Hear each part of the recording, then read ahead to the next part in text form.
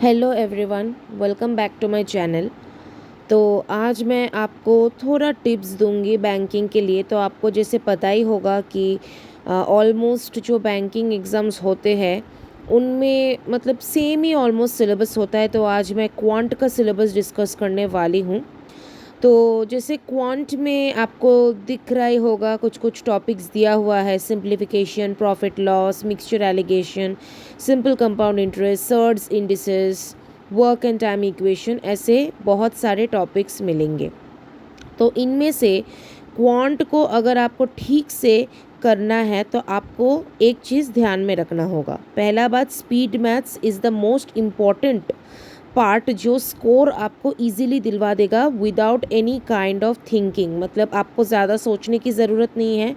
यहाँ पर जैसे आपको स्क्वायर्स, परसेंटेज वैल्यूज़, ये सब अच्छे से प्रैक्टिस करना पड़ेगा, याद करना पड़ेगा बेटर टू से। तो आपको जैसे यहाँ पर कुछ स्क्वायर्स दिख रहे होंगे, ये चार्ट मैंने गूगल से उतारा है।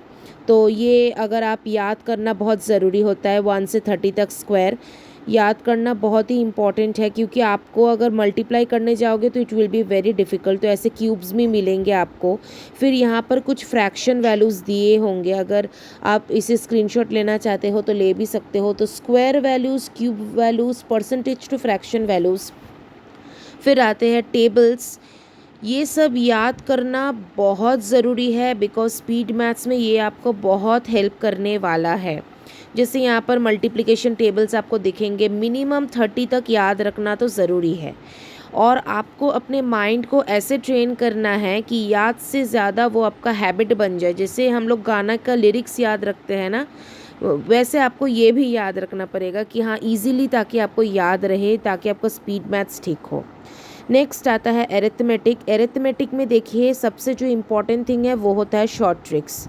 इसमें कुछ कुछ डिफ़िकल्ट टॉपिक्स होते हैं, जैसे mixture allegation, board stream, work time, pipe system. लेकिन आप अगर अच्छे से पढ़ोगे ना, ये ट्रिक्स अच्छे से कवर कर लोगे, तो आप इजीली सब सम सॉल्व कर पाओगे। लेकिन कुछ कुछ टॉपिक्स इजी भी होते हैं, जैसे partnership, simple interest, compound interest, जो बहुत इजीली आप अटेम्प्ट कर सकोगे अगर आप ट्रिक्स बहुत अच्छे से सीख लो तो ट्रिक्स सीखना एक बहुत इम्पॉर्टेंट पार्ट है एरिथमेटिक को ठीक से सॉल्व करने के लिए। नेक्स्ट आता है डेटा इंटरप्रिटेशन।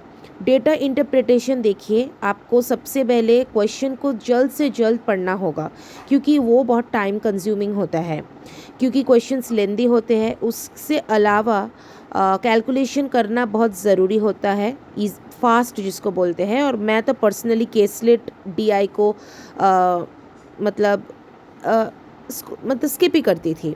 और एक पार्ट आता है, मैं आपको पहली बात बता दूं कि practice leads to perfection, practice is the key to success. Practice करना, मॉक देना, ज़्यादा से ज़्यादा टॉपिक वाइज आपको मॉक्स देना है स्पीड बढ़ाने के लिए।